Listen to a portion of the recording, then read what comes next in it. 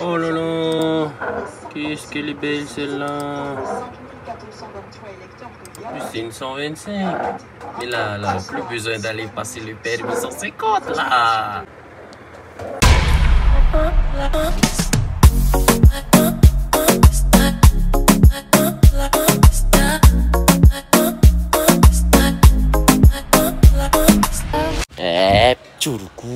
C'est vraiment perdu la main là côté vlogging. Ce matin on est allé chercher ça par là-bas au Marivanu. J'en ai profité pour regarder aussi un peu les copains qui se préparaient sur le Hawaï. Et on a fait des petites paperasses ce matin. J'aurais pu vlogger tout ça mais bon, je sais pas, j'ai perdu la main.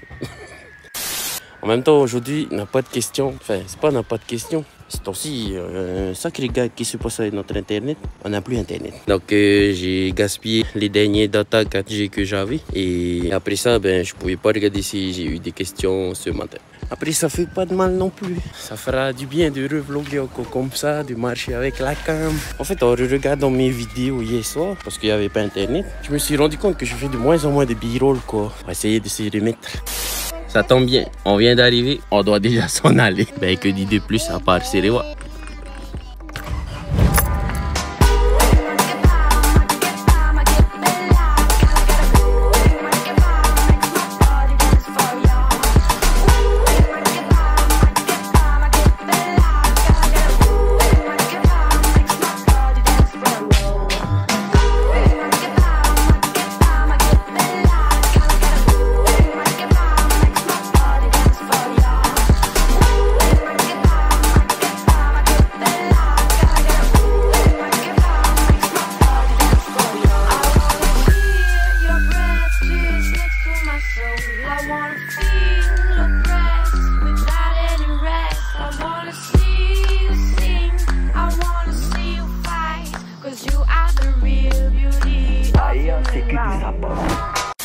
Oh là là là là là là.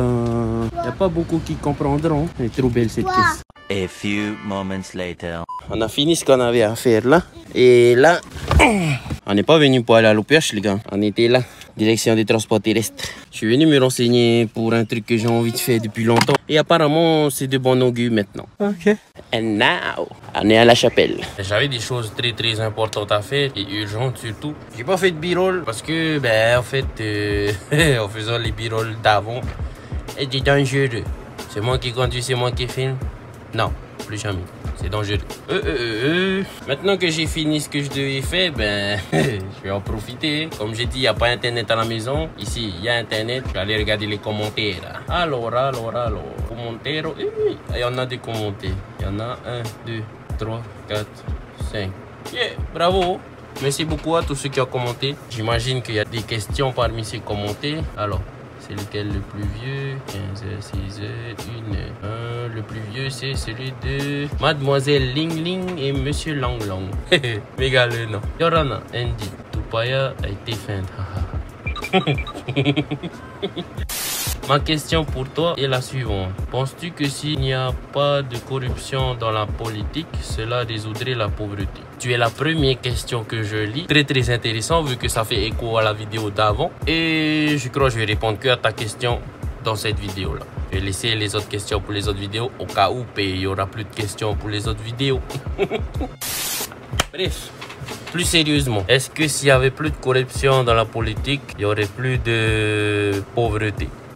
Perso, je pense que non. Pourquoi je dis ça? C'est simple. C'est juste parce que moi, dans mon mindset à moi, j'ai été élevé comme ça. Je me dis que si tu veux quelque chose, tu dois te bouger pour l'avoir. Et la pauvreté d'un peuple, ça vient pas forcément de ce qui se passe dans le gouvernement, on va dire. J'espère que tu comprends un peu où je veux en venir. Moi, je suis pauvre aujourd'hui, c'est parce qu'il y a beaucoup de choses que je ne fais pas. Tu vois, c'est pas parce qu'il y a de la corruption dans le gouvernement. C'est mon point de vue. Moi, je trouve que ça n'a rien à voir tout ce qui se passe dans le gouvernement. Après, de ce que je sais, quand il y a de la corruption bien savante dans un pays, c'est pas que le peuple qui est pauvre, c'est le pays tout entier.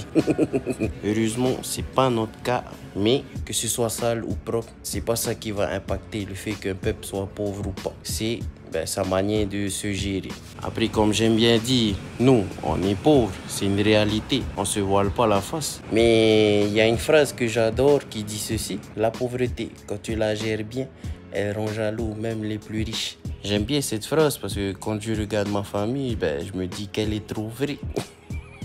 Comme j'ai dit tout à l'heure, nous on est pauvres parce que il y a certaines choses que moi je ne fais pas. Mais je fais d'autres choses pour que cette pauvreté nous paraisse, on va dire, moins difficile, tu vois. Pour ceux qui veulent savoir comment on fait, c'est simple. Hein. On ne paye que ce qu'on est obligé de payer. Et genre, ce qu'on n'a pas besoin, on n'achète pas. C'est tout. C'est bête, hein? Mais en vrai, c'est ça de savoir se gérer. On fait avec ce qu'on a. Et comme ça, on arrive à faire des choses incroyables. La preuve, on a réussi à faire Urtu et Amérique en même pas 3 mois. Tari, comme on dit chez nous, mais on a réussi. Donc, je pense que je vais terminer la vidéo là.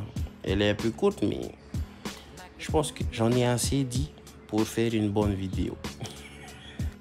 Donc les enfants, vivez selon les moyens que vous avez. Si je n'ai pas été un bon exemple, prenez ce conseil-là. Il va vous aider dans votre vie. Comme la phrase le dit si bien, une pauvreté bien gérée peut rendre jaloux même les plus riches. Et voilà, je crois qu'on va terminer cette vidéo-là ici, comme ça. C'était une petite vidéo aujourd'hui, mais bon.